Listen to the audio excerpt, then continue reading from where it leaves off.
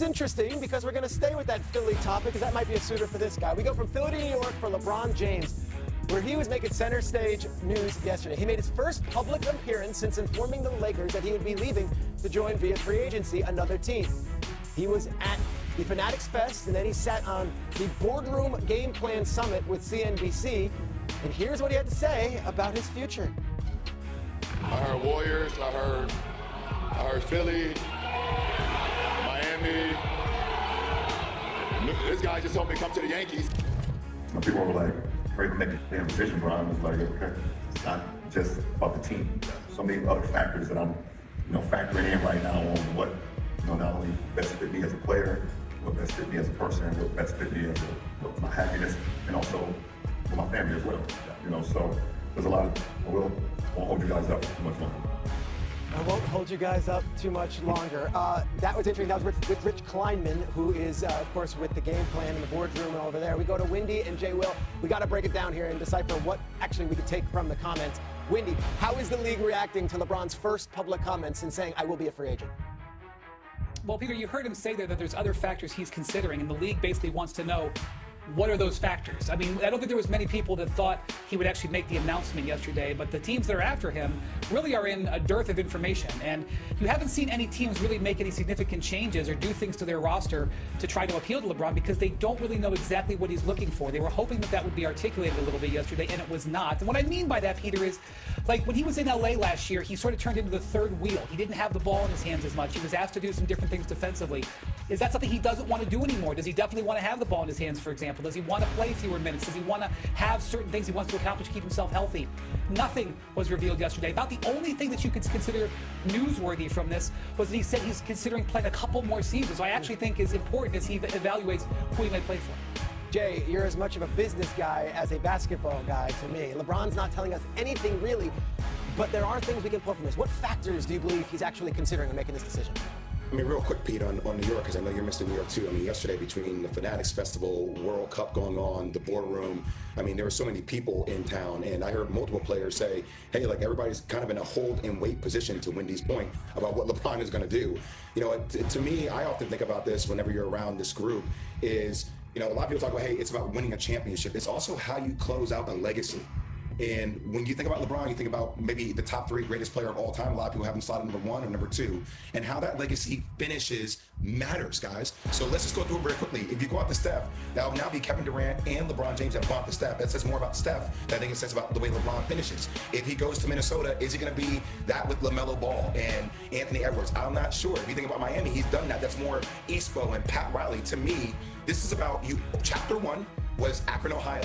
The closing chapter is Cleveland, Ohio. You close it at home. That's where you finalize and cement your legacy. That's just me personally. It's subjective. It's speculative. But at the end of the day, it just seems like when you're doing a doc, close out the doc with the place where you started the doc. Okay, and that's so interesting because obviously Philly, Miami, we've heard Minnesota, and of course you're talking Cleveland. Wendy, I go back to you because it's interesting to me that we're waiting on this thing, and it's Kleinman, and it's LeBron, and everyone at home in the media is waiting for some sort of reading of the tea leaves here. But sounds like the rest of the NBA is actually listening to these too because they're not hearing anything from LeBron, and there's really no insight. Yeah, Peter, I was in Las Vegas for most of the week at the Summer League, and I'm telling you, the teams that are recruiting LeBron are coming up to me and asking me what I've heard because they haven't heard anything. They're asking each other, have you heard from Rich Paul? Have you heard from this? There is a dearth of information. I know that there's this concept that this plan is in place and it's just a matter of how it might get revealed, and I'm sure LeBron has something he's made his mind up in some way, but it really has not gotten out to the league. And it got to the point where Adam Silver last night was on another panel at Fanatics Fest, and he was kind of tongue-in-cheek, but he was kind of being serious. He was like, we need to do our schedule. Our media partners need to know what to plan, which teams to put on. So LeBron, it would be helpful if he would let us know. It's actually kind of reaching the point of, impeding league business here. Yeah, okay, so let's go from New York City, where everyone is, to Jay Will's point, to Miami, because Giannis was introduced yesterday. And though with much less pomp and circumstance than LeBron in 2010, when it was LeBron and Bosh and Wade, there was a big press conference, and Pat Riley indicated there's still some more work to do and actually pitch a Miami return for LeBron. Take a listen. Yeah, we landed the plane. That was another one we have to land.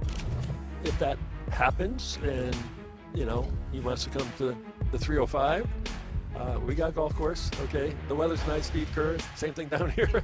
So and there's no state tax, so that's a little better in California. When we're talking about golf courses and state taxes, it sounds pretty good to me, Jay Will. Makes sense, Pete. Makes sense. Let's go to Windy here. Yep. Why are those Riley comments to you so illuminating?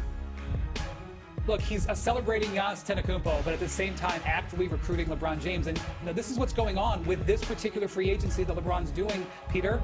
The teams are actively saying it publicly because they don't get private conversations with them. I know it's big. There's nothing that Pat Riley can say about the Heat LeBron doesn't already know. But the fact that he is taking this opportunity while welcoming Giannis to appeal to LeBron is an indication of A, how badly the Heat wants him, and B, that this entire operation is rolling out in public with the teams in the dark. And I think Miami can make a compelling case. If LeBron wants to play the type of basketball that is more comfortable to him, where he has the ball, the Heat are the team that is the fit for that. Now, I don't know whether that's important to him. I don't know whether the way he played in Los Angeles last year is something he doesn't want to do because he won't tell us. But if they want to play like he has always played for 23 years, Miami makes some sense. Plus, Giannis and Bam Adebayo provide the defensive cover. And again, if he's going to play multiple years, it would give the Heat time to build this roster up. So that's a factor as well. Jay Will, Cleveland, Miami, make sense of it all. Pete, let's just go through a quick exercise. So, being around a lot of politicians and people that you meet in life, whenever I hear somebody come out and say, I am not running for president, I'm like, oh, here we go, campaign run. And one of the first things I heard, and I'm not saying it's actually something that should happen, but why wouldn't it be highly considered, even if you want to keep it quiet, is when Rich Paul first was like, oh, if the Knicks didn't win a championship, it was by far going to be New York. And all of a sudden, everybody just removed New York off the table. And I get there are other, slew of talented teams that can look at him. But if you are New York, this is an arms race. The landscape has already changed. People can tell me all day long, well, we don't want to mess with chemistry. You can make that case if 2 out of the 3 Oklahoma City's top scorers weren't hurt, that it's a different scenario. So if you're New York, why wouldn't you highly consider having LeBron James? You have a lack of size challenge. He can fill that gap. You're already playing Jalen Brunson off the ball. You wouldn't have to give up the house for a guy like LeBron James. Why wouldn't that be highly considered? And the fact that nobody's talking about it just makes my Windy antenna go up. Yeah. That's all. New York. So throw New York into the mist. Here's one thing I'll say, Windy, and you're a golf fan, so am I. I asked this tongue-in-cheek because Pat Riley did mention the golf. Anything you see on social media is LeBron is right now obsessed with golf. Tell me, and this sounds crazy, I know, could access to good golf courses and the experience of playing golf actually play a factor in LeBron's decision here? I'm sure it's something LeBron is considering, but let me just say that if part of your pitch is your golf, you don't have a very good pitch. You can always get on the PJ and just fly down to wherever you want to play golf. I mean, it's not. It's true. Back to the Miami of it. Jay Will, like Miami basketball sense versus Cleveland. I don't know if they'd be able to keep Harden if you bring in LeBron and we figure it all out, but Giannis, Bam, those guys can protect the middle. LeBron can kind of be free not to have to do all the dirty work there. Like, what do you make of the Miami fit basketball-wise? I mean, look, I have no hesitation of confidence in Pat Riley, Eric Spoelstra, and, I've known Nick Harrison for a very long time, and Mickey Harrison. I think they are one of the most prestigious franchises in the entire world. I think they can figure it out. But what I will say is, if you're LeBron at this stage of your career, the way you play, you need elite shooting around you for the way you command